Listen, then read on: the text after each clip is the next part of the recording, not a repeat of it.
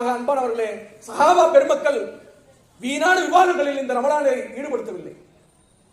பாருங்கள், தராவீஹ் என்பது ஒரு முடியாத பிரச்சனை. ரமலான் வந்தாதான் எங்கெங்க எதெல்லாம் நம்ம பேசக்கூடாதோ எல்லா பிரச்சனையும் பிறந்திருக்கு. இப்போ புதுசா சவுதி அரேபியா 10 ரக்காயத்து தொழுகை வைப்பதாக ஒரு அறிக்கை வந்திருக்கு. அப்ப இது இந்த ரமலான்ல ஒரு சர்ச்சையாக வரலாம். அன்பானவர்களை பாருங்கள், ரமலானிலே சஹாபாக்கள் எப்படி இருந்தார்கள், ரசூல் ஸல்லல்லாஹு அலைஹி வஸல்லம் இரவு தொழுகை எப்படி இருந்தது. ஹுதைஃபத் இப்னு யமான் என்கின்ற நபித்தோழர் இருக்கின்றார். அவர் சிறுவராக இருந்த பொழுது ரசூல் ஸல்லல்லாஹு அலைஹி வஸல்லம் அவர்கள் இரவு தொழுகைக்காக நிற்கின்றார். தக்பீர் கட்டுகிறார்கள்.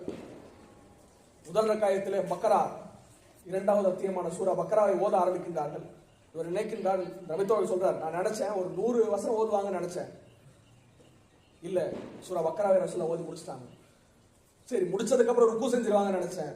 இல்ல, அடுத்ததாக சூரா நிசாவை ஓதுகின்றார். இதுல கொஞ்சம் ஓதி ருக்கு செஞ்சிருவாங்கன்னு நினைச்சேன். இல்ல, சூரா நிசாவை முடிச்சிட்டாங்க. சரி, 2 சூறால முடிஞ்சிருச்சு, இப்பயாவது ருக்கு செய்வாங்கன்னு நினைச்சேன். அடுத்ததாக சூரா ஆல இம்ரானை ஓதுனாங்க. அந்த ஆல இம்ரானை ஓதி முடித்ததற்கு பின்பாக தான் ருக்கு செஞ்சாங்க.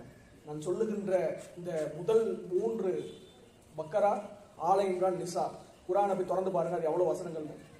கிட்டத்தட்ட 4-5 ஜுசு. ரசூலுல்லாஹோட ஒரு ரக்காயத் எவ்வளவு இருந்துச்சு? 4-5 ஜுசுக்களை ஓதி விட்டு தான் அவங்க ருக்குக்கு போயிருக்காங்க. 4-5 ஜுசு ரசூலுல்லாஹ் எப்படி ஓதி இருப்பாங்க? நம்மள மாதிரி மின்னல் வேகத்திலையா? நிறுத்தி நிதானமாக இப்படி ஓதித்தான் ரசூல் ஸல்லல்லாஹு அலைஹி வஸல்லம் 4-5 ஜுசு ஓதிருக்காங்க. இப்படி ஓதிவிட்டு ருக்கு செய்து விட்டு தன்னுடைய இரவு தொழுகையை முடிப்பவராக ரசூலுல்லாஹ் இருந்தாங்க.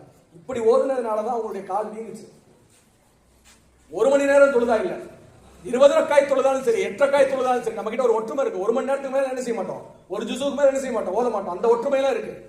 வெறும் 1 மணி நேரம் இரவு தொழுகை தொழுது கொண்டு நாம் மிகப்பெரிய விவாதத்தில் ஈடுபடுகின்றோம். யார் ஹக்கில் இருக்கா, யார் பாத்தில் இருக்காங்க. ஆனால் நபிகளாரின் ஒரு ரக்காயத்திற்கு கூட நம்முடைய 1 மாத தொழுகை வரப்போவதில்லை. இவ்வளவு பெரிய விவாதத்துகளை செய்துவிட்டு அவர்களே அமைதியாக சென்று விட்டார்கள். ஏன் தேவையில்லாமல் விவாதத்தில் ஈடுபட வேண்டும்?